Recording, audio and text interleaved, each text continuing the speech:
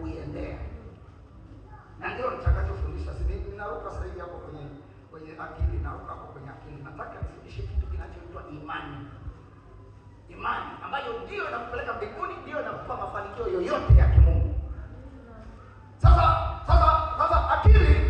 akili ndio inayosambaza mambo ya kimungu ndani ya maisha yako uyakubali. Moyo ndio unaosambaza upeleke kwenye akili. Yaani akili isijiulize kwa nini natoa zaka. Lakini kama moyo haujapona na akili nayo haiwezi kupona. Tulisoma, sitarudia, Yeremia 4 mstari ule wa 22 anasema wana akili katika kutenda mabaya, bali katika kutenda mema hawana nini? Maarifa. Kwa nini? Kwa sababu mioyo yao imeharibika. Daudi akafanya mfalme, akakuta bado haoni Mungu vizuri. Akaona ndani ya moyo wake ndio kuna shida. Kiburi, majivuno yanatoka moyoni. Ndio yanaathiri mfumo wa maisha yako kati ya wewe na Mungu. Kwani alianzisha kiburi nani? Si Shetani. Kwa sababu ya cheo alichokipata. Na mimi nakutangazia kama wewe unafanya makosa, kama hujafikia kupewa cheo, kama hujakuwa kiimani, tafadhali uache. Shetani alikuwa na kiburi kwa sababu kule mbinguni ni yeye alipewa cheo kikubwa cha kuwa nani? Mwongozaji wa sifa. Akifanya hivi sifa, wimbo ushaungwa.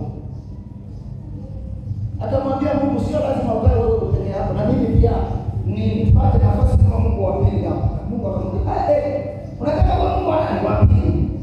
Tena mimi niwe juu wewe chini. Akamwambia sasa nitakuonyesha. Nenda kule chini. Na kule chini usikae kule kwa watu. Nenda mpaka kuzimu. Kiburi. Hivi ndio ukipewa bado mchanga ndio inakupa kiburi. Mimi unajua niko kama mchungaji, watu utafikia kama mimi. Kama utafikia kama mimi lakini uweze kunizidi. Amen. Nina uwezo kwa sababu nina uwezo wa kutafuta Mungu. Wewe ukitafuta kufikia pale, mimi natafuta naenda pale. Amen. Anasema mwalimu, mwanafunzi anaweza kuwa kama mwalimu, lakini hawezi kumzidi mwalimu. Maana hakuna hatua nyingine ya juu zaidi ya mwalimu. Na ndio unamkuta mwalimu wako ndio umefikia hapo. Utamzidi na lipi? Sema point.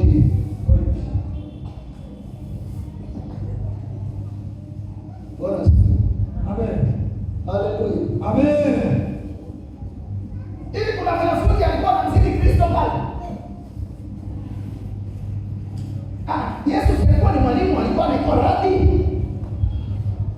Paulo mwenyewe na uwezo wake wote akifika kwa Yesu anapiga goti. Hawezi kusema mimi ni zaidi yako wewe Yesu, wewe nini wewe jinga. Ni sawa nakwambia na shetani. Alimwambia Mungu nataka niwe kama wewe. Anamwambia nimekuonyesha kidogo, nimekupa kacheo kidogo hapa, unaanza kudama sasa na kuonyesha.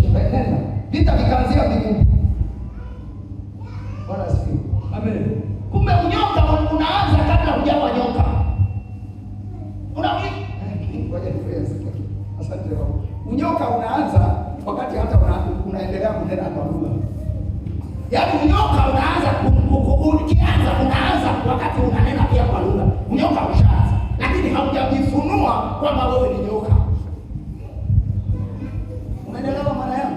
Amen. Ni kwamba shetani kule juu alikwisha kuonekana kama nyoka. Na alikuwa kwenye uwepo wa Mungu. Anasema lile nyoka likapigana na malaika kule mbinguni. Ulisikia ni kule kwenye bustani ya Edeni. Kwa hiyo anashuka akiwa na nini? Na sumu. Akikung'ata unakufa. Sema amina. Amen. Tunamuita Pentekoste wa kwanza. Au unafikiri kwamba si alikuwa nini? Alikuwa nyota ya asubuhi. Kule mbinguni kwenye sifa. Bwana asifiwe. Bwana asifiwe. Amen. Hivi unajua mtu aliyekwisha kuhukumiwa kunyongwa analindwa sana. Maana hakuna anachobakiza duniani. Kwa hiyo akikuona wewe anakushika kuromea ufe naye. Ndio maana kule wanawekewa sero yao eti polisi kweli. Kila siku tunasikia nisi watu lalamika, nimewekwa sero na wanini watu wa kunyongwa. Watu wa kunyongwa.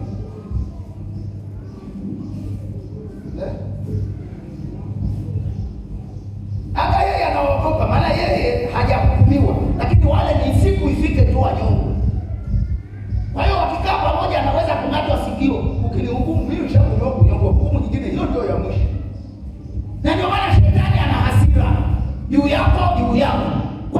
hukumu yake ndio ya mwisho. Hakuna tena kuomba msamaha.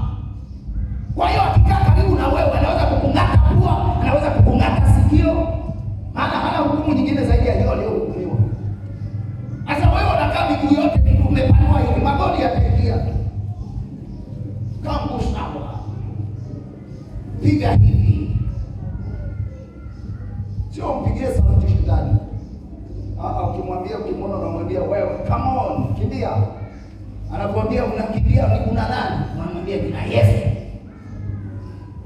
Hiyo wewe usifikiri kama una Yesu una jeuri ya kumwambia kimbia. Watu sasa hivi wanatoka maibada, lakini ukifika kwenye mavilabu ya pombe ndio wamejazana jioni hivi. Na ibada zingine ni mpango wa shetani tu, ili atengeneze kama mfumo kakuwabeba wengine kwenda jehanamu.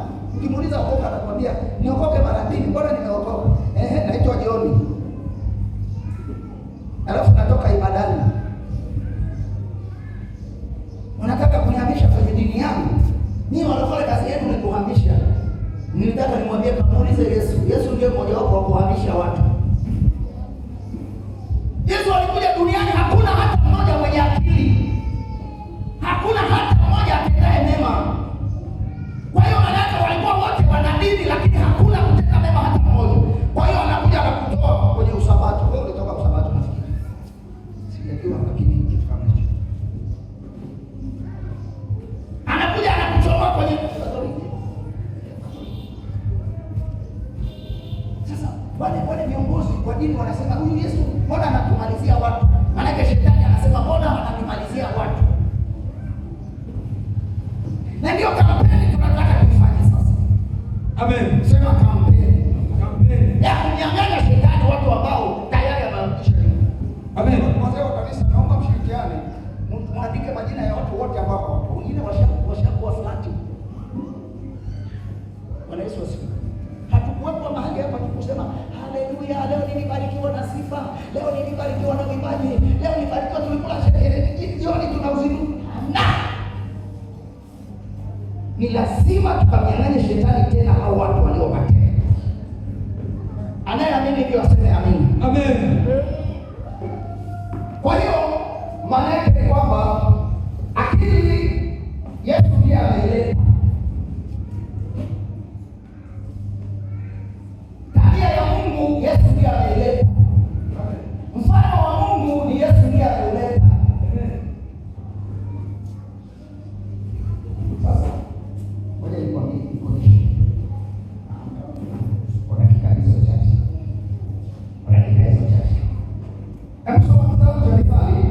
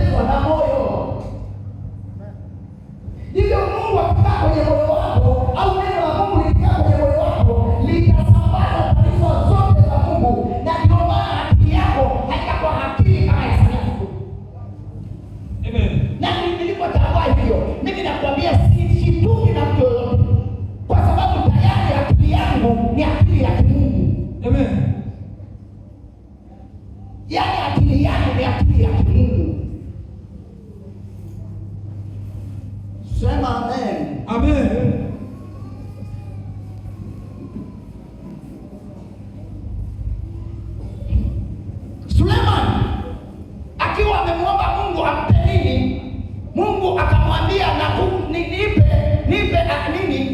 hekima na maarifa. Ndani ya maarifa kuna akili. Ndio maana hakuwa kama mfalme yoyote, maana alikutana na Mungu. Lakini sasa yeye anayetakiwa asimame kama yeye, aifie hiyo huo upumbavu, huo ujinga, wakati huo alikuwa hayupo. Kuna mtu anaelewa? Amen. Yaani dhambi inakuwa na nguvu pale kuliko na uhai.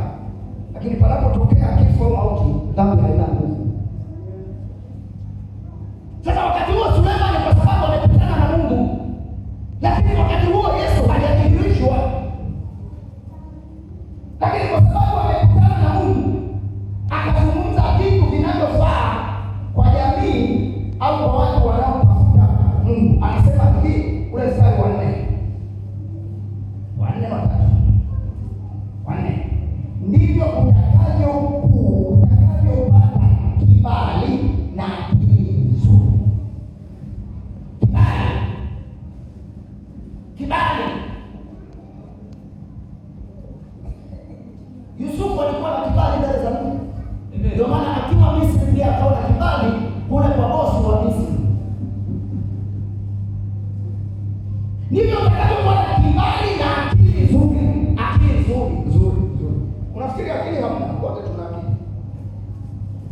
Ndio maana usipoangalia wewe unajivunia mambo ya kimwili, lakini mtu ambaye hana Mungu anakuzidi kwenye mambo ya kimwili. Anakuzidi.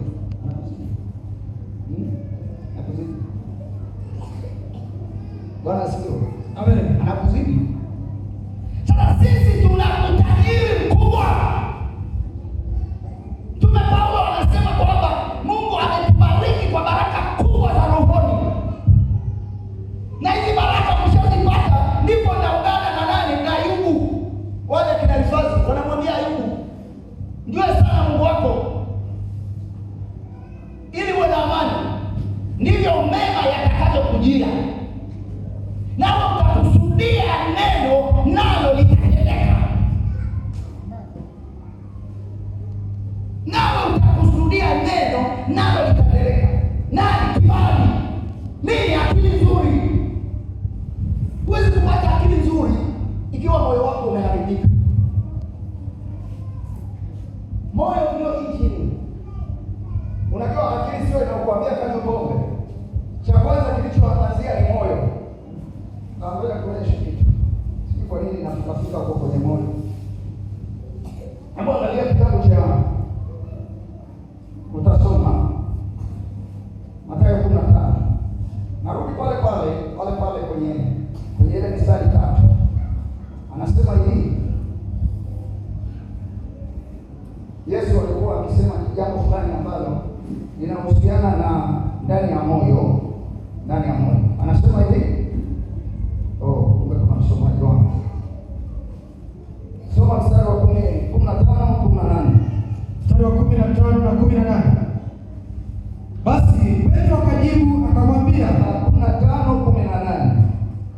Mathayo 15:18. 15-18 Mathayo. Bali vitu vitokavyo kinywani vyatoka moyoni, navyo ndivyo vimtiavyo mtu unajisi. Mstari wa 19. Kwa maana moyoni hutoka mawazo mabaya, uuaji, uzinzi, uasherati, wivu, ushuhuda wa uongo na matukano. Hayo ndiyo yamtiayo mtu unajisi. Lakini kula kabla hujanawa mikono hakutii. Kunywa pombe, kuzini, kufanya nini kunatoka wapi? Moyoni, sio akilini. Akili inasapotiwa na moyo, akili inaamriwa na moyo. Kwa hiyo akili ni kitu kidogo mno, moyo ni kitu kikubwa zaidi kuliko akili. Sasa kweli mwalimu, kule shuleni tunawafundisha watu moyo au akili?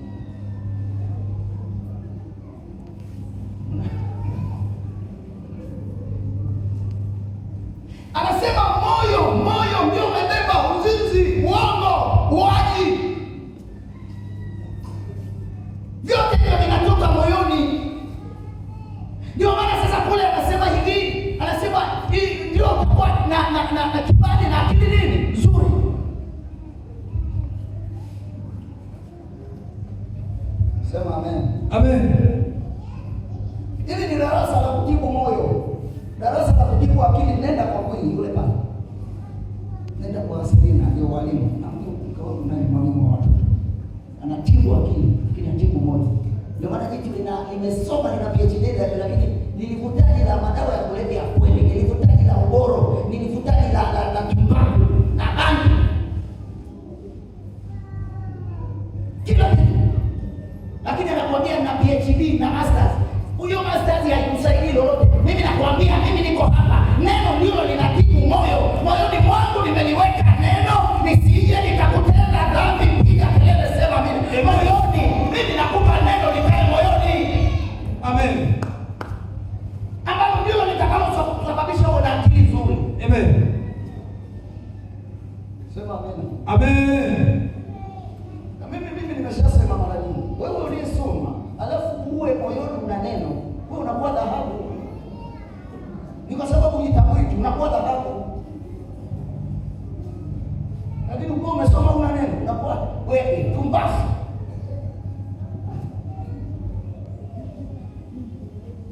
Unafikiri kuna tumbafu?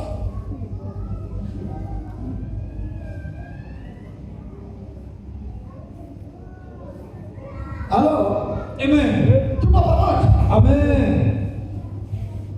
Ndivyo utakavyokuwa na kibali na akili nzuri. Kibali kinakufanya kuwa na kibali cha Mungu, lazima uwe na akili nzuri. Ukikaa kwenye mambo, umekaa kwenye kundi fulani, unatoa hoja zako, ukizitoa wanajua huyu kweli ni mtu aliye na akili nzuri. Na akili nzuri inakupa kuwa shujaa, inakupa kutokuogopa chochote. Ndio maana wale mitume walisema kuishi kwao ni Kristo, kufa ni faida. Maana ndani wao walikuwa na ukweli na akili nzuri ambayo Adamu walipoteza. Ndio ndio wamesema kuonyesha kitu fulani ambacho unafunua. Anasema na akili nzuri, asema mbele za Mungu na mbele ya watu. Watu wa Mungu hapo ndio penye point. Kama wanasema mlokole, watu wanakusemaje?